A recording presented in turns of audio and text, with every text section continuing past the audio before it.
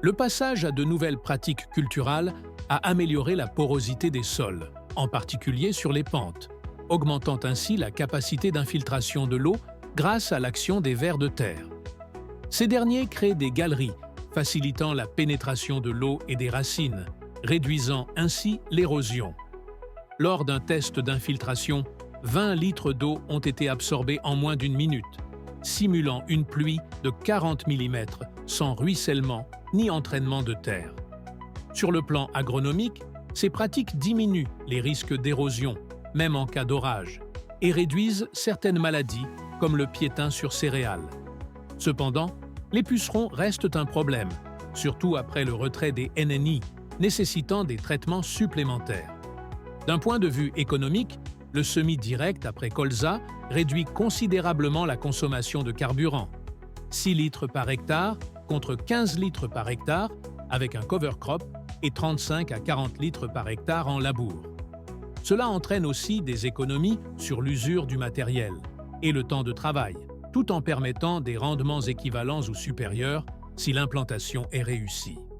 Les principales limites concernent les ratés de semis, notamment en présence de débris végétaux ou de sols trop humides, nécessitant parfois un léger travail du sol.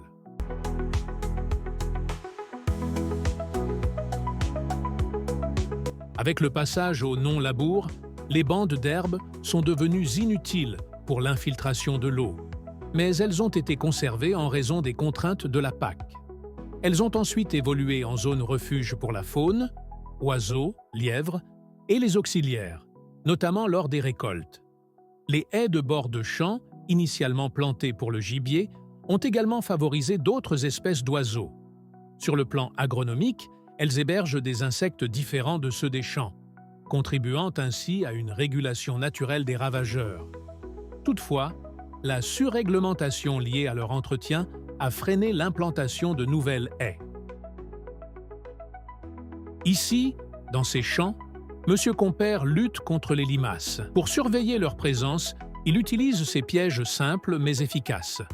De petits morceaux de plastique, sous lesquels il place un appât anti-limaces.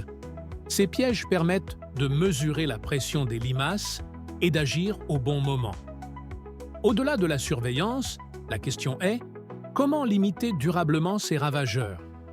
Étant en agriculture de conservation des sols, la vie du sol est favorisée, notamment en multipliant les auxiliaires naturels comme les carabes ou les nématodes. Avec le temps, l'écosystème retrouve un équilibre et la dépendance aux antilimaces diminue. Cependant, avec un travail du sol moins conséquent, les moyens de lutte sont moins nombreux et la pression peut être plus élevée, d'où l'importance d'être vigilant.